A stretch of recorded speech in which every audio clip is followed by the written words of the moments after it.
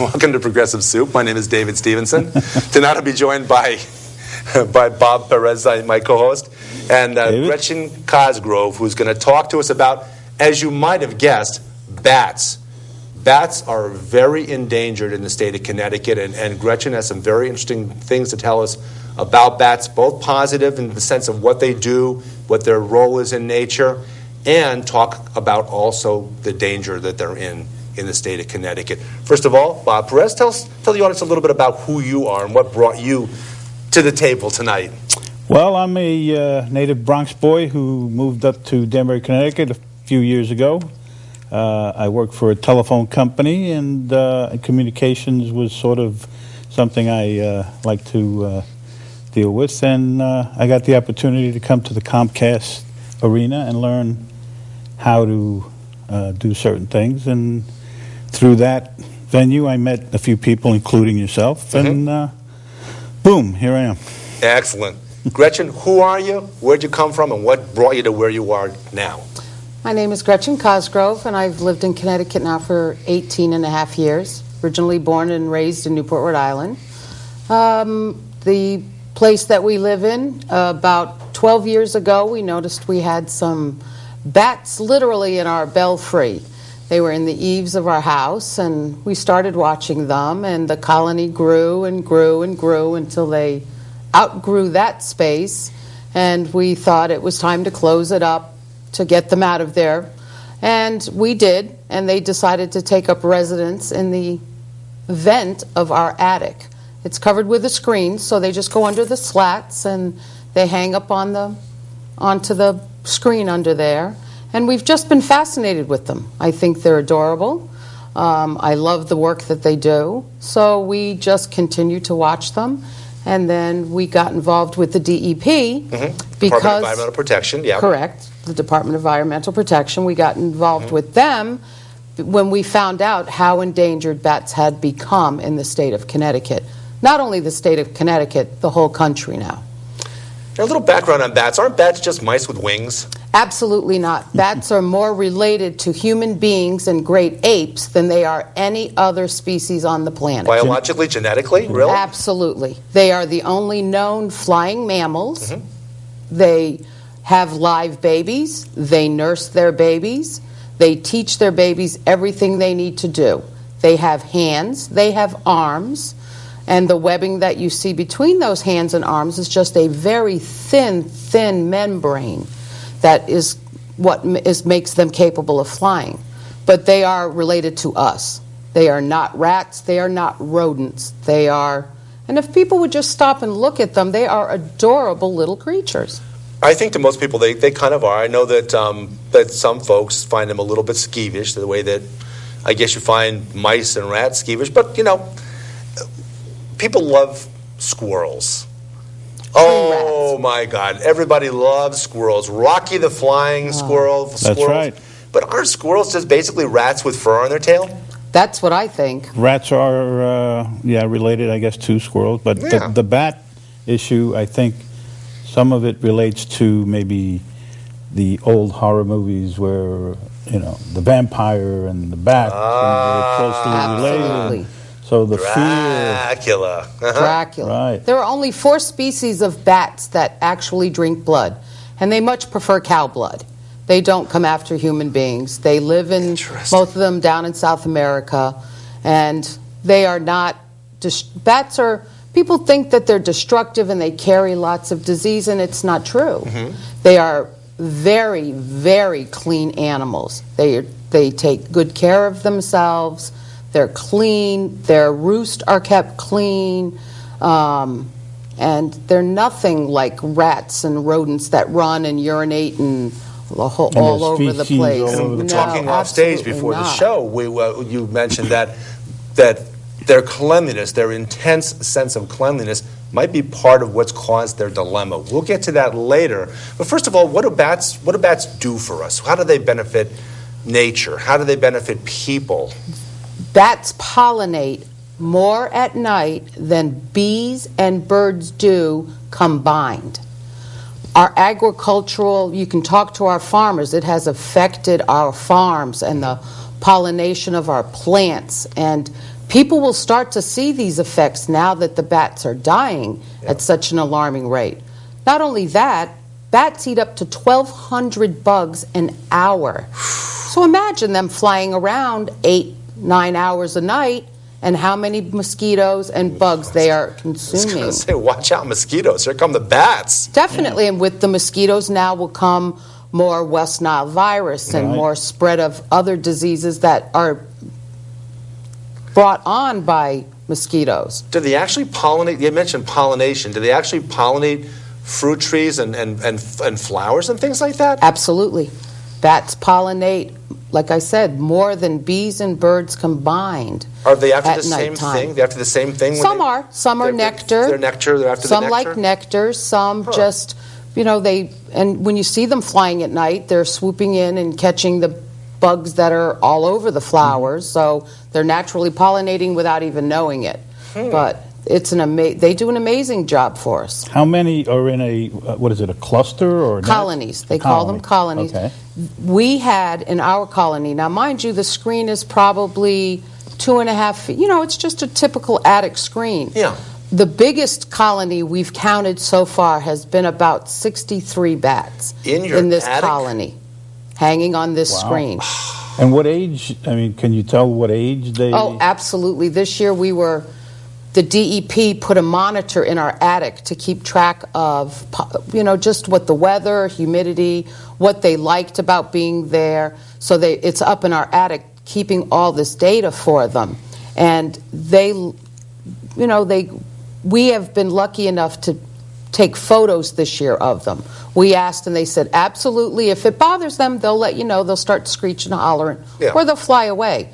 So my husband went up there and took pictures, and we found a baby bat in the picture.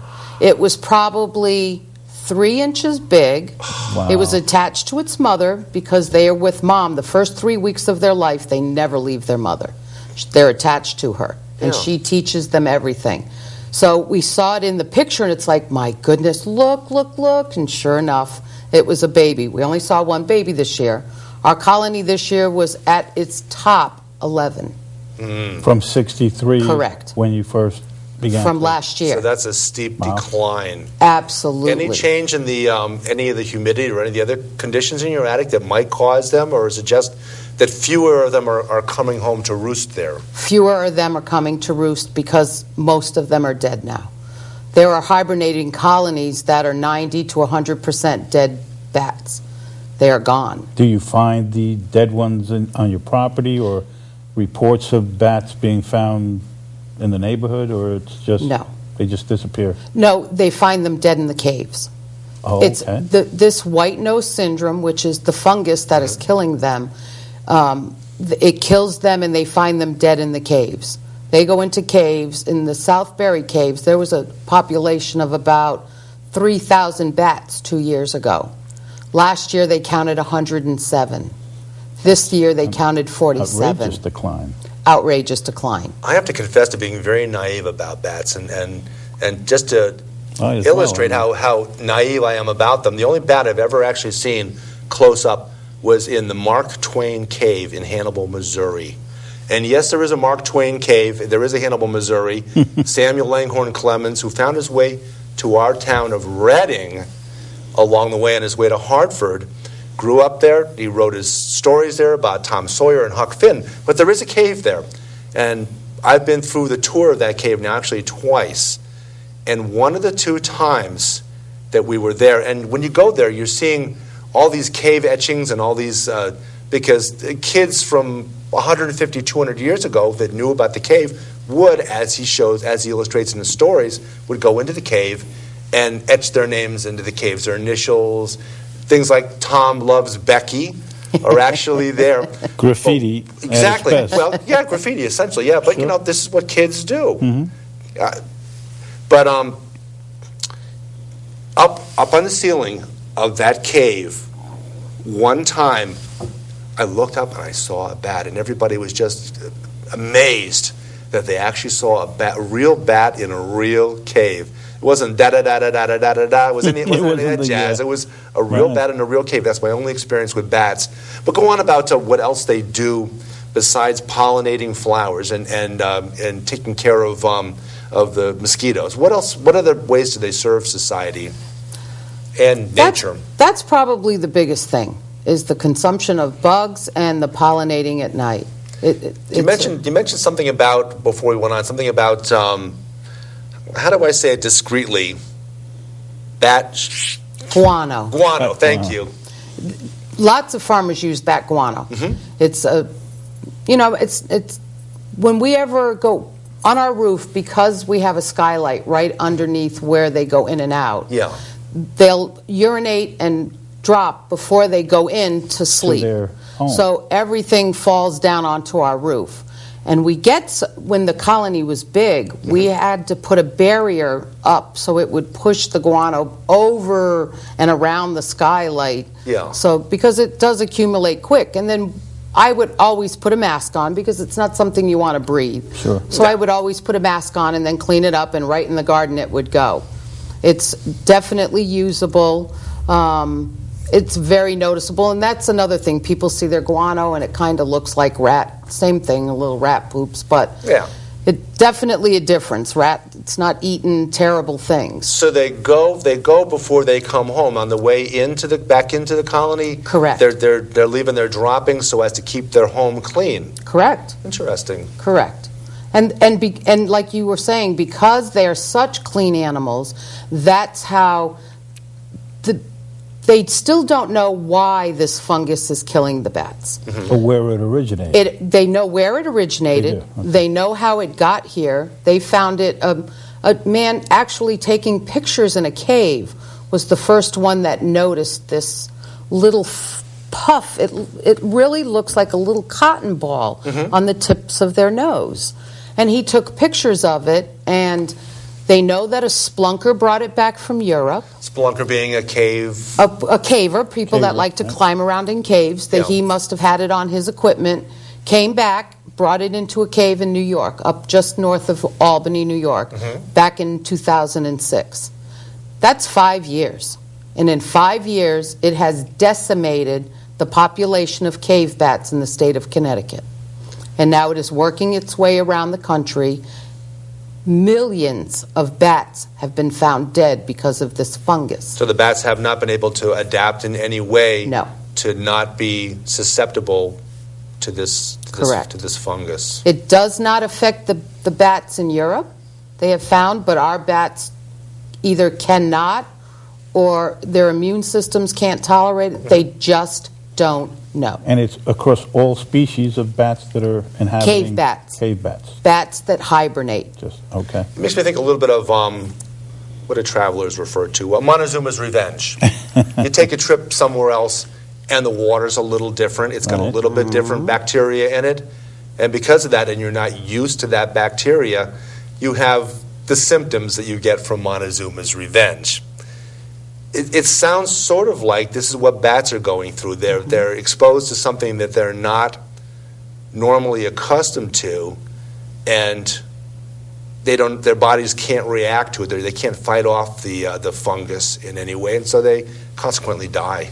Absolutely, and that's how they know we still don't know if it's because during their hibernation, though, they will wake up and lick their bodies for moisture. So they don't know if it's at that point when they're licking themselves that they're ingesting it and that's what's causing the problem, or if it's breathing it that's what's causing the problem. They just don't know. And nobody knew anything because they would clean themselves before they came out of their caves. So nobody was seeing it on them until this person got actual picture of it, this little puff of fungus on their noses. And it's not in any of the caves that have been examined? Oh, it's in the caves, but... But in what form? How is it that the bats are... They don't know how they're getting it, but if it's in the caves, in what form? Is it on the walls of the caves? Are they picking it up in the caves, or are they picking it up somewhere else and bringing it back into the caves? No, they believe they're picking it up in the caves. It's an actual fungus, so I believe fungus has spores, maybe. Okay. So it's a fungus which was brought back by one spelunker from Europe. Absolutely. Found its way into one cave. Absolutely. Started throwing off its spores in one cave, and then bats transmitted it, not just within the cave, but transmitted it to other caves and other attics, if you will, where like your attic, and it's just literally spreading like wildfire. So the colonies, Literally like colonies wildfire. contaminated each other, basically. Correct. Now, I'm not sure, I don't know if I've read this or if I know it, but I believe that bats will go to different hibernating caves. It's not, I don't believe they may have like their favorite, but if that one's full, maybe to another one. So they do So that may be how relocate. they're spreading it. And bats do migrate, so there are migrating bats, so if they stop someplace, but this is one of those things where somebody just didn't clean the equipment like they should have from one place to another, and this is the devastating effect it is having on our bats in the state of Connecticut. How sociable are bats? I mean, are they a very sociable species? Are they as sociable as people are? Their colonies... I should ask, probably, are they as antisocial as people can be? Exactly. What you see in a colony are females. It is the females and their young. Yeah. Males stay to themselves, so the females all cluster together, and they will... In Connecticut, we have 8 species of bats, but the 2 most popular are the little brown and the bigger brown. And they will actually cohabitate together, the little brown and big brown. And they're very social creatures. When they're getting going, when they're waking up in the morning, if they're like last year when our colony was bigger, you could actually hear them yakking at each other. Really? And when it would get cold, like getting the best spot. It's a very high, not even a shrill, it's like it's very high-pitched little, it's not a squeak, it's more like sonar. That's what they use is sonar, so it's that. I have read that that's how they navigate. Just like dolphins. Because they're blind. No, they are not. Oh, they aren't? That is an old myth. So there's no such thing as that is a blind as fallacy. a bat? Absolutely not. Okay, good. Bats have very good eyesight. It's just they use their sonar exactly like dolphins do. It's the same sonar. And people say, oh, the bats will fly in your hair if they come too close. Again, there's so many myths to bats that, like you said, they get it from those TV shows, bats flying and biting people and flying into their hair. Revenge of the Bats. Exactly. And it's not. They do not do that. If they're flying close to you, you should be thanking them because there are bugs around you. And the big dude with the cape they are eating them. that opens up the cape and then he wraps it around you and has a little lunch on your neck. Yeah. No, not true. Okay. Not true. They are very social little creatures. Next thing you're going to be saying is there aren't such thing as werewolves. Oh. That's a whole nother show. Werewolves, Exactly. You'll get your day one day. No, they are very social. I love to look at them and watch them, and we go to different places and listen to discussions about them, and I think they're adorable. Now, are there bats in any of the zoos in Connecticut that have been secluded and don't have the problem, or is there? There are. We have rehabs around the state for bats. If a bat falls off of her mother, or he falls off of her mother, and does not, in that first 3 weeks of their life, and does not find mom again, they will never be able to be rehabilitated because they won't know anything. Mom teaches them everything in that first few weeks. So most of them end up living their life in a sanctuary somewhere. So it's very interesting to see that. How many will a mother have at one? Is it just one per birth? Every few years. One baby every few years. Exactly. Kind of like people. Kind of like people. That's another thing. Rats and mice have 15 babies every 28 days. No. Bats are every several years. They will give birth, and that little bat will stay with her for a while until she teaches them everything, and then they're off she on their will. own? If it's a male, to the curb he goes when he's big enough, and the female will stay in that same colony with her mother, and they live. Bats can live up to 30 years. 30 years. Oh yes. Wow, I had no idea. They're definitely. And what size will the little brown bats? They they only get so big. The big brown bats are probably, I have actual size of one here. This is about the size this is a big brown bat. That's about as big as he will get. That's a little brown bat, if you can see it up that's at the top. the big brown bat. That's the big brown bat? The little brown bat only gets about 3.5 inches long. They're very tiny. Wow. So 3.5, 4 inches. So in the beginning of the show, when we were going like this, we were like... that's one of the big fruit bats. Super huge fruit bats. There are bats that get about a 6-foot wingspan, too. Okay. 6 feet? So they can get pretty good size, but we don't have any of them around here. Those are the when big you see them around, if those are fruit bats, they're the ones that are going after watermelons. Well, there are bats that eat mice and frogs, but most of the bats you see around here are all little bug-eating bats.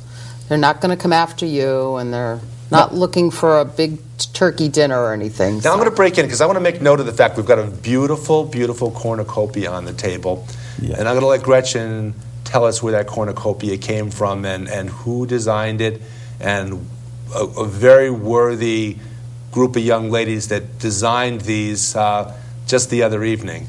Gretchen? Actually, that was last night. We had a Come Make Your Own Fresh Flower Cornucopia event from Girl Scout Troop 50094. All right. They are a troop of girls that are 11 and 12 years old, and we ran this event last night, and it sold. You came and made your own. Yeah. If you wanted me to make it, it would cost you a little extra, but and thank you for making mine for me. I appreciate it because I was busy with appointments. But we had 92 people last night at the middle school making these cornucopias. Excellent. It was a huge event. Yeah, I walked in and I was just amazed at how many people were there. I mean, it took me 3 or 4 minutes to find Gretchen because it was just a crush of people that were in there making these cornucopias. Well, these girls offer this to come and make your own, and they're earning money so they can go to Rocking Horse Ranch. So this was one of their money-earning events. Beautiful and colorful, and they are, and they were right for the occasion. Kristen will love this on the table Thursday.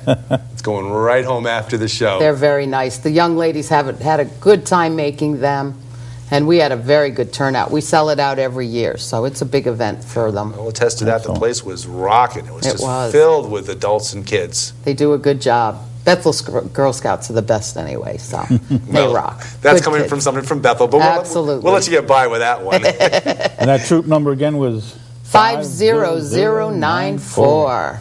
Go Girl Scouts. Excellent. Definitely. So, did you also maybe want to talk a little bit about the Garden Club, and then we'll come back to bats later again? I am. I'm a member also of Bethel Garden Club. As I am also. Absolutely. It's a great organization, and we take care of all the boxes, as Dave knows.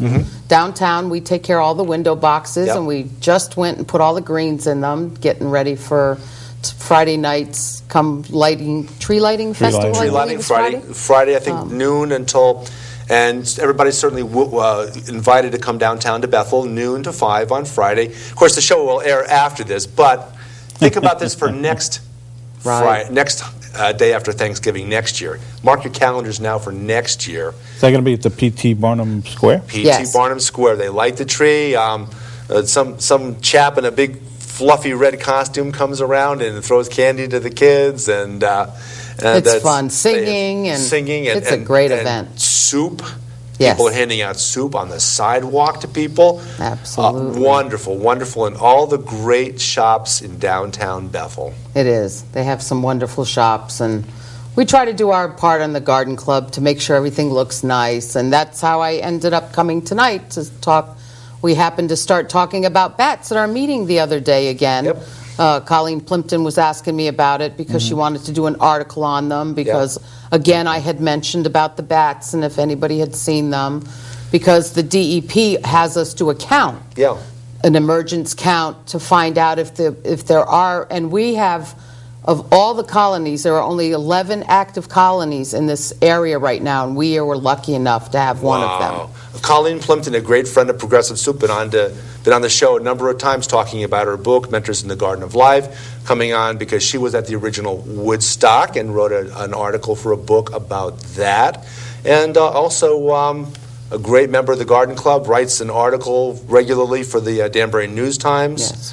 But go on about the Garden Club. Let's hear more about the Garden Club. I love the Garden Club. I love being with them. We do lots of fun work. I love gardening anyway. I work at Alice's Flower Shop as a florist also. Yep. And actually, let me give her a little plug here because she lets us buy all of the flowers through her shop for this Girl Scout event. Alice, all Absolutely, right. Alice. Way to go. So that's always a wonderful thing, and the girls definitely benefit from her wonderful generosity. That's a creative endeavor that... Absolutely. everybody Kathleen benefits from. Menicelli is the owner of Alice's Flower Shop, and she has worked with us for Girl Scouts all of the years that we have been doing these Right on Grassy cornucopias. Plain Street. Right on Grassy Plain Street. That's also where A Country Touch has moved to. Country Touch is there Chrissy also. is there now, too. They've blended their skills together. And, They have. And they've got a super duper duper store there Oh, now. absolutely. It's beautiful. The store looks beautiful, and I enjoy working with Chris and Kathleen. They're lovely ladies to work with. Yep. So that's where we get our flowers from. That's Chris Sajak to all of you folks out there. Yes. So what we're going to do now is we're going to actually break away for a couple minutes, and through the miracle of modern television, we're going to come back, and we're probably going to talk a little bit more about bats and probably some other things too. But for now, thank you for joining us on Progressive Soup. I'm David Stevenson. I'm Bob Perez. Gretchen Cosgrove. Thanks. Good night. Good night.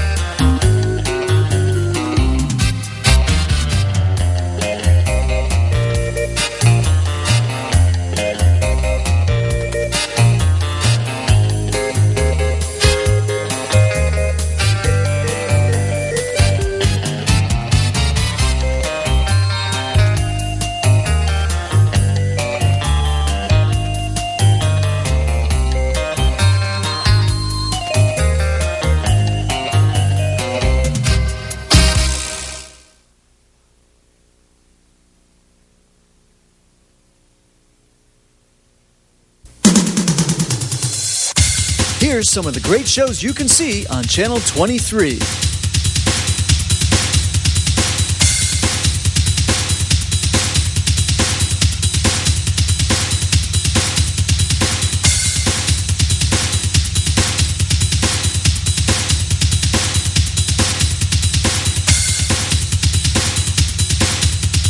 Channel 23, television for the people, by the people.